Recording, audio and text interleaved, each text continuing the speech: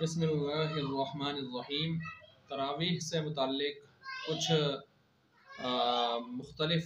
بکھرے ہوئے مسائل آپ کے سامنے رکھ رہا ہوں جو عام طور پر ان کی ضرورت بھی پیش آتی ہے۔ تراویح کوئی آدمی مسافر ہے، سفر شرعی میں ہے، تو اس کے لیے تو سنتیں رخصت کے درجے میں ہوتی ہیں، ایسے ہی تراویح کا معاملہ بھی اس کے لیے ہے، لیکن مسافر اگر چست ہو اور ادا کر سکتا ہو تو تراویح پڑھنا اس کے لیے بہتر ہے، جس طرح کی سنتیں پڑھنا اس کے لیے کیا ہوتا ہے، بہتر ہوتا ہے۔ اچھا، آج کل گھروں میں لوگ تراویح کا اہتمام کرتے ہیں، تو کیا یہ جائز ہے؟ جی بالکل جائز ہے، البتہ اتنی بات ہے کہ قرآن محلہ کے اندر ایک مسجد کے اندر سنایا جا رہا اور کچھ لوگ وہاں تراویح پڑھ رہے ہوں، تو پھر آدمی اگر گھر میں بھی اپنا سلسلہ کرتا ہے تراویح کا جماعت کے ساتھ علیحدہ تو گنجائش ہے، کیونکہ جماعت تراویح کی سنت موقدہ علی الکفایہ ہے،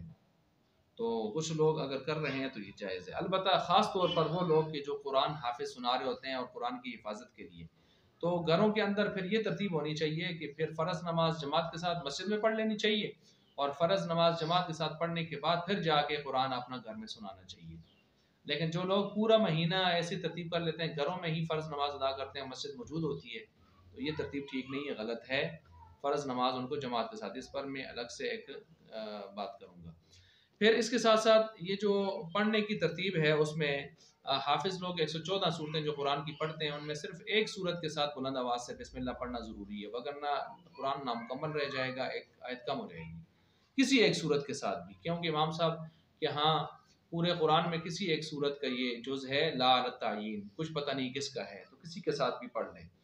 امام شافعی سورہ فاتحہ کا بنا رہے ہیں جز، اس کو امام مالک کہتے ہیں کسی صورت کا جز نہیں ہے، بدعت ہے بنانا۔ بہرحال ہمارے نزدیک پورے قرآن میں کہیں ایک صورت کے ساتھ بسم اللہ اونچی آواز سے پڑھ لے، آہستہ آواز سے تو ہر ایک کے ساتھ پڑھتا رہے گا امام۔ تو یہ ہو گیا ایک مسئلہ۔ پھر آخر میں جب قرآن مکمل کر رہا ہے تو اولئک هم المفلحون تک جا کے ختم کرے، تاکہ دوبارہ سے ایک سفر طے کرنے کی طرف اشارہ ہو، یہ نہیں کہ ختم ہو گیا بس ختم ہو گیا۔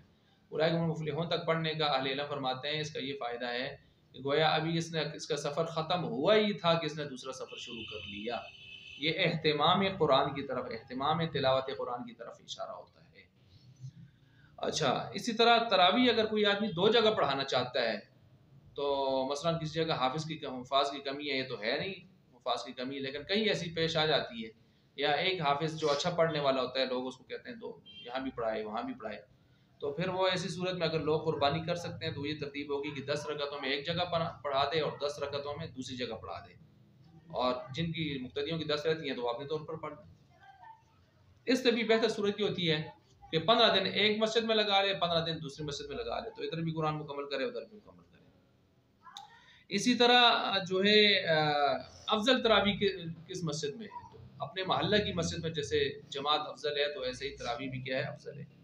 ہاں بیت اللہ وغیرہ ان کا مقام تو زیادہ ہے، مسجد نبی وغیرہ کا، بیت المقدس کا۔ اسی طرح چھوٹی ہوئی تراویح اب کیسے ادا کرے، ایک تو مسئلہ یہ ہے، ایک یہ چھوٹی تراویح۔ چھوٹی تراویح کا مطلب یہ ہے کہ دیہاتوں میں لوگ مشورہ کر لیتے ہیں پہلے سے ہی کہ اس مرتبہ ہم چھوٹی تراویح پڑھیں کہ بڑی پڑھیں، تو اکثر کہتے تھے چھوٹی، تو سورہ فیل سے آگے شروع کر لیتے ہیں اور چھوٹی تراویح پڑھ کے جان چھڑا کے بھاگ جاتے ہیں۔ تو فقہا نے لکھا ہے کہ ایک مرتبہ قرآن کریم ایک مسجد میں تراویح میں سنانا چاہیے، یہ سنت موقدہ ہے، 20 تراویح بھی اور اس میں ایک مرتبہ قرآن سنانا بھی۔ اس میں لوگوں کی غفلت اور سستی کا اعتبار نہیں کیا جائے گا، جو پڑھتا ہے پڑھے، نہیں تو جائے مرے، اور یہ ایک مرتبہ تو ہوگا سر۔ اب قرآن کریم ایک مرتبہ سنانا ہے، یہ 20 تراویح اور قرآن ایک مرتبہ سنانا سنت موقدہ ہے۔ تو میں نے کہا جماعت سنت موقدہ الکفایہ ہے، کہ اگر کچھ لوگ کھڑے ہیں اور جماعت کے ساتھ قرآن سنایا جا رہا ہے تراویح میں، تو باقی اگر گھر میں بھی جماعت کی نماز فرض پڑھ کے چلے جاتے ہیں، اور خاص کر حافظ صاحب جو قرآن سناتے ہیں، تو وہ جائز ہے، درست ہے، اور ویسے بھی اگر کوئی آتا ہے گھر میں پڑھتا ہے تو وہ رخصت کے درجے میں ہے، اس پر فتویٰ نہیں لگایا جائے گا۔ البتہ اہتمام تو اسی میں ہے کہ آدمی سارے اجتماعیت کے ساتھ مسجد میں وہ عبادت ادا کرے، اصل یہی ہے۔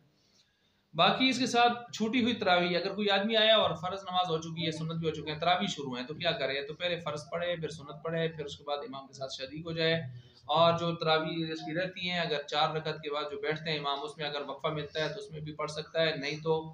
بعد میں وتر امام کے ساتھ پڑھنے کے بعد آخر میں جا کے جو رہ چکی ہیں تراویح وہ مکمل کرے گا۔ اور یاد رکھے پوری رات اس کی تراویح ادا ہوگی، قضا تو نہیں ہوگی کہ پریشان ہوا ہے، تو اس لیے وہ بعد میں پڑھے گا، پھر وطروں کے بعد جا کے جو رہتی ہیں تراویح، اور یہ ترتیب ہوگی۔ اور باقی کہیں ایسا ہوتا ہے کہ ہمارے یہاں حدیث بھائی ان کی مسجدیں قریب ہوتی ہیں اور دوسری مسجدیں نہیں ہوتی ہیں اور وہیں پر تراویح پڑھنی پڑتی ہے، تو وہاں ٹھیک ہے پڑھ لے، 8 ان کے پیچھے پڑھ لے، 12 اپنی جگہ پڑھ لے۔ جس طرح کہ وہ ہماری مسجدوں میں ہوتے ہیں تو قریب ہوتے ہیں، تو ہماری مسجد میں 8 پڑھ کے چلے جاتے ہیں، تو ہم 8 ان کے ساتھ پڑھ لیں گے، باقی 12 اپنی طور پر پڑھ لیں گے، کیونکہ 20 ہیں تو 20 ہیں نا۔ اور اس پر میں ایک دوسرا کلپ 20 پر جو ہے ریکارڈ کروا چکا ہوں۔ اسی طرح تراویح کی جماعت، یہ جو ہے اگر باقی چونکہ نوافل میں عام طور پر جماعت نہیں ہوتی، بعض نوافل میں جماعت ثابت ہے، تو اسی کے اب تراویح بھی انہی میں سے ہے جن میں جماعت ثابت ہے۔ اب مثلا استسقاء کی نماز، بارش کے لیے جو نماز پڑھی جاتی ہے، یا سورج گرہن کے لیے جو نماز پڑھی جاتی ہے، تو ان میں ہے۔ جن میں نہیں ہے جماعت، وہاں جماعت نہیں ہوگی۔ اسی طرح رکعات اس کی کتنی ہیں؟ 2 ہیں، 2 کر کے 20 کرنی ہوتی ہیں۔ اگر کوئی 4 پڑھ رہا ہے، زیادہ کی نیت کر رہا ہے، 20 بھی اکٹھی پڑھ رہا ہے، لیکن 2 رکعتوں کے بعد بیٹھنا ہے اس نے، یہ لازمی ہے، تو جائز ہے، بہتر نہیں ہے۔ بہتر یہ کہ 2 کر کے پڑھے، سلام کے ساتھ، ایک سلام کے ساتھ، اور اس ترتیب سے پڑھے۔ پھر اسی طرح تراویح کے بعد یا وتروں کے بعد دعا جائز ہے، البتہ اس کو شد و مد کے ساتھ کرنا، لمبی لمبی دعائیں کرنا، اور اس کو جو ہے لازم سمجھنا، اس موقع پر حصہ سمجھنا اس عبادت کا، یہ ٹھیک نہیں ہوگا۔ بس اس قدر گنجائش ہے جس قدر فرض نمازوں کے بعد ہاتھ اٹھا کے دعا کرنے کی گنجائش ہوتی ہے، اس سے آگے جانے کی کوشش نہ کریں۔ لیکن فتوے لگانا یہاں بدعات کے، یہ چیزیں بھی اسلام کے مزاج کے مطابق نہیں ہیں، جب ایک آدمی ضروری نہیں سمجھ رہا ہے اس کو، اور اس ترتیب سے۔ اور اسی طرح اختلاف رکعات کے وقت، اگر بس اوقات امام رکعتوں میں اختلاف ہو جاتا ہے تو مقتدی کچھ اور کہتے ہیں، امام کچھ اور۔ اگر امام کو ظن غالب ہے تو امام کی بات کا اعتبار کیا جائے گا، یہاں جمہوریت نہیں، اقلیت کا اعتبار کیا جائے گا۔ ہاں اگر امام خود ہی تشویش میں ہے تو پھر جمہوریت کا اعتبار کیا جا سکتا ہے اس حوالے سے۔ اور اسی طرح لیکن بدمزگی نہیں پھیلانی چاہیے، کیونکہ یہ اصل مسئلہ رکعتوں کے شمار کرنے کا، یہ مسئلہ ذمہ داری ہے ہی مقتدیوں کی، یہ دوسرے کلپ میں یہ بات کر چکا ہوں۔ سجدہ تلاوت اگر آیا ہے تو اس کو ادا کرنا ہوتا ہے، اگر وہ رکوع میں اس نے ادا کرنا چاہا نیت کے ساتھ تو رکوع میں بھی ادا ہو سکتا ہے، جیسے دوسرے کلپ میں نے بیان کیا۔ اور اگر بالکل رہ گیا ہے، 3 آیتیں بھی اس نے پڑھ لی، آگے چلا گیا ہے، تو ایسی صورت میں اب ادا نہیں ہو سکتا، اب نماز کے بعد استغفار ہی کرے اس پر بس۔ جو حافظہ لڑکیاں، بچیاں ہوتی ہیں، عورتیں ہوتی ہیں، تو وہ کیا قرآن اس میں سنا سکتی ہیں؟ تو وہ قرآن تراویح میں، تو اپنے طور پر بھی تراویح میں آدمی شروع کر سکتا ہے، بالکل وہ بھی سنانے کا ایک اہتمام ہو سکتا ہے، لیکن ضروری نہیں کہ آدمی عورتوں کو جمع کر کے ہی وہ سنائے، تو اپنے طور پر بھی وہ تراویح میں سنا سکتی ہیں، بلند آواز سے اپنے گھر میں اندر جو ہے پردے والی جگہ میں سنا سکتی ہیں، ضروری نہیں پیچھے امامت ہی کروا کے سنائیں گی، بغیر امامت کے بھی سنایا جا سکتا ہے اگر سنانے کا پروگرام ہو تو۔ اسی طرح جو ہے اگر سنانا چاہیں تو بعض حضرات نے ان کے لیے سہولت دی ہے، جیسے امی عائشہ صدیقہ رضی اللہ عنہا، حضرت ام سلمہ رضی اللہ عنہا کے حوالے پیش کیے ہیں، ان کی امامت کے حوالے پیش کیے ہیں، اور جو مصنف ابن ابی شیبہ کے اندر آئے ہیں حوالے، یا کتاب الاثار لی ابی یوسف کے اندر آئے ہیں، لکھنوی رحمۃ اللہ علیہ کے حوالے، کہ قرآن کی حفاظت کی غرض سے اگر وہ گھر کے اندر ہی نہیں، یہ نہیں کہ عورتوں کو بلا کے لائیں، وہ تو گھر کے اندر ہی اگر وہ سنانا چاہتی ہیں تو گنجائش ہوتی ہے ان کے لیے۔ باقی حافظ صاحب کا تشہد میں بس اوقات یہ ہوتا ہے کہ حافظ صاحب بھول جاتے ہیں، تو تشہد میں بیٹھ کے وہ قرآن پڑھتے رہتے ہیں، وہ پوری ہوئی جگہ کو، تو یہ اگر اس نے زبان سے پڑھا تو ایسی صورت میں اس پر سہساو آئے گا، سہساو نہیں کیا تو تراویح خراب کرے گا۔ تصور میں پڑھنا ساتھ ساتھ اگر اس کی اتنی حس تیز ہے، قوت حدثیہ، تو الگ بات ہے، لیکن زبان سے نہیں پڑھ سکتا، سوچ سکتا ہے، سوچنا ناگزیر ہو تو۔ اسی طرح جو ہے کبھی دوسری رکعتوں میں آگے پیچھے ہو جاتا ہے آدمی، تو ایسی صورت میں پھر کیا کرے؟ مثلا 1 رکعت کو پڑھ کے بیٹھ گیا ہے اور سلام بھی پھیر لیا اور یاد نہیں رہا اور سینہ بھی پھیر لیا ہے، تو 1 رکعت میں پڑھا ہوا قرآن باطل ہے اور وہ 1 رکعت کے اعتبار ہے نہیں، 1 رکعت نفل تو نہیں ہوتی۔ تو اسی طرح اگر کسی نے 2 رکعتیں پڑھی ہیں تو وہ 2 رکعتیں تو ہیں ہی 2 رکعتیں، ٹھیک ہے۔ اگر کسی نے 3 رکعتیں، تیسری کے لیے کھڑا ہو گیا ہے، تو ایسی صورت میں اس کو چاہیے کہ کھڑا بھی ہو گیا تو پھر بھی واپس ہی آ جائے۔ کب؟ جب اس میں دوسری رکعت کے بعد بیٹھا نہیں ہے، اگر دوسری رکعت کے بعد بیٹھا نہیں ہے تو پھر کھڑا ہو گیا تو وہ اس کو چاہیے واپس آئے تیسری رکعت کا سجدہ کرنے سے پہلے۔ اگر تیسری رکعت کا سجدہ کیا تو پھر 4 رکعتیں پوری کرے گا، دوسری 2 رکعتوں میں پڑھا ہوا قرآن تراویح میں کا شمار ہوگا اور پہلی 2 رکعتوں کا سلسلہ ختم ہو جائے گا اور نئے سرے سے اس کو پڑھنا ہوگا۔ لیکن اگر یہ 2 رکعتوں کے بعد تحیات پڑھ کے اٹھائے تو پھر ایسی صورت میں 4 رکعتیں تراویح ہو جائیں گی اور 4 کی قرات درست ہو جائے گی۔ یہ مسئلہ ہوگا اس حوالے سے۔ اگر کوئی کسی کو دعائے قنوت نہ یاد ہو تو ربنا آتنا فی الدنیا حسنۃ وفی الآخرۃ حسنۃ وقنا عذاب النار اس طرح کی دعا پڑھ لے اور دعائے قنوت یاد کرتا رہے۔ دعائے قنوت کی جگہ کوئی دعا پڑھنا بھی یہ واجب ہے، دعائے قنوت پڑھنا واجب نہیں ہے، لیکن دعائے قنوت پڑھنے کی اصل ترتیب وہی ہے یہاں پر۔ تو اس لیے دعائے قنوت یاد کرتا رہے، جب تک یاد نہیں ہے تو وہ دعا پڑھتا رہے۔ اور اگر دعائے قنوت ایک آدمی بھول گیا ہے اور جو ہے وہ رکوع میں چلا گیا تو بعض مقتدی پیچھے سے آواز دیتے رہتے ہیں، ان کو چاہیے کہ ساتھ چلے جائیں۔ اس کا ازالہ سہساؤ کی صورت میں ہو سکتا ہے، سہساؤ کی صورت میں ہو سکتا ہے۔ اگر تعداد بہت زیادہ، رش بہت زیادہ ہے تو سہساؤ بھی وہاں سے معاف ہو جائے گا۔ ہاں اگر کسی نے رکوع کر لیا اور رکوع سے اٹھ کر اس نے پھر جو ہے دعائے قنوت پڑھی تو دعائے قنوت پڑھ لی تو کوئی حرج کی بات نہیں ہے، لیکن اب رکوع دوبارہ نہیں کرے گا کیونکہ رکوع مرتبہ کر چکا ہے اور فرض کا تکرار بھی سجدہ سہو کراتا ہے، تو اس لیے اب دوبارہ نہیں کرے گا۔ اچھا، آگے تراویح ہو رہی ہوتی ہیں، پیچھے لوگ گپ شپ میں مصروف ہوتے ہیں، اچھے خاصے لوگ بیٹھے ہوتے ہیں اور سستار ہوتے ہیں اور کہتے ہیں جب امام رکوع میں جائے گا تو ہم جائیں گے۔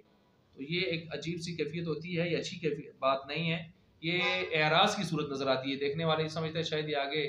اعراض کر رہے ہیں، نماز کھڑی ہے اور اعراض کر رہے ہیں، جماعت کھڑی ہے اور اعراض کر رہے ہیں۔ تو کنارے پر ہو تو الگ بات ہے، لیکن جب وہیں پیچھے بیٹھے ہیں تو اعراض کی صورت نظر آ رہی ہے۔ اور اس آیت کو سامنے رکھنا چاہیے، وَمَنْ أَعْرَضَ عَنْ ذِكْرِي فَإِنَّ لَهُ مَعِيشَةً ضَنْكًا، کہ اللہ ایسے لوگوں کی زندگی کو تنگ کر دیتے ہیں جو ذکر سے اعراض کرتے ہیں۔ مثلا جنازہ ہو رہا ہوتا ہے اور کچھ لوگ وہیں کھڑے ہوتے ہیں کہ جی ہمارے وضو نہیں ہے، فلاں نہیں ہے، تو یہ جنازے یہ گویا ذکر سے ایک اعراض کی صورت ہوتی ہے۔ اچھا، نابالغ آدمی تو پیچھے ہونا چاہیے، نابالغ بچہ، لیکن سامع کے طور پر قرآن کا حافظ صاحب کا سامعہ ہے تو اس کو سامع کے طور پر آگے کھڑا کیا جا سکتا ہے، یہ بضرورت جائز ہوتا ہے صف میں بھی۔ لہٰذا کچھ لوگ یہ کہیں کہ یہ نابالغ آدمی صف میں نہیں ہو سکتا تو وہ یہ یاد رکھیں کہ وہ ضرورت کے تحت آگے کھڑا کیا جا سکتا ہے۔ بالغ امام بالغ ہونا چاہیے، جیسے نماز فرض نماز میں بلوغت شرط ہے، ایسے ہی یہ امامت تراویح کی ہو وہاں بھی بلوغت شرط ہے۔ چنانچہ ہم دیکھتے ہیں بعض نابالغ بچوں کو آگے کھڑا کر کے تراویح پڑھ رہے ہوتے ہیں، تو یہ طریقہ کار ٹھیک نہیں ہے، غلط ہے۔ اسی طرح جو ہے جیسے فاسق فاجر نہیں ہونا چاہیے۔ وہ سارے حفاظ سارا سال جو ہے داڑھی کاٹتے ہیں، مونڈتے ہیں، اور رمضان قریب آتا ہے تو تھوڑی تھوڑی جو ہے برشی شرشی رکھ کے وہ قرآن سنانے کے لیے مصنف پہ کھڑے ہو جاتے ہیں، لوگ پیچھے پڑھتے ہیں، حیا کی بات ہی کوئی نہیں ہوتی۔ تو ایسی صورت میں یہ ٹھیک نہیں ہے۔ اگر اس کو باقاعدہ امام ایک مہینے کا رکھنا یہ جائز نہیں ہے کیونکہ یہ فاسق فاجر ہے۔ ہاں فاسق فاجر اچانک سے کسی ایک آدمی نماز میں امام بنتا ہے تو گنجائش ہے، صلو خلف کل بر و فاجر، آپ علیہ السلام نے فرمایا ہر اچھے برے کے پیچھے نماز پڑھی جا سکتی ہے، پڑھو جب اچانک اتفاق سے کوئی معاملہ ایسا ہو گیا ہے، لیکن باقاعدہ امام ایسے کو رکھنا جائز نہیں ہے، فاسق فاجر۔ اچھا، اسی طرح جو ہے رمضان میں وطر جماعت کے ساتھ ساتھ پڑھنا افضل ہے کہ نہیں؟ جس آدمی کا معمول سارا سال کا تہجد کا ہے اور وطر آخر میں پڑھنے کا ہے حدیث کے مطابق، تو اس کو چاہیے کہ وہ پھر اسی طرح کرے رمضان میں بھی۔ لیکن جس کا یہ معمول نہیں ہے یا اس کو نیند پر کنٹرول نہیں ہے تو وہ امام کے ساتھ جماعت کے ساتھ وطر پڑھ کے جانا یہ افضل ہوگا اس کا۔ اچھا، یہ تو چند مسائل تھے جو میں نے آپ کے سامنے رکھے تراویح کے حوالے سے، جو عام طور پر پیش آتے ہیں، لوگ پوچھتے ہیں۔ اللہ تبارک و تعالیٰ سمجھنے کی عمل کرنے کی توفیق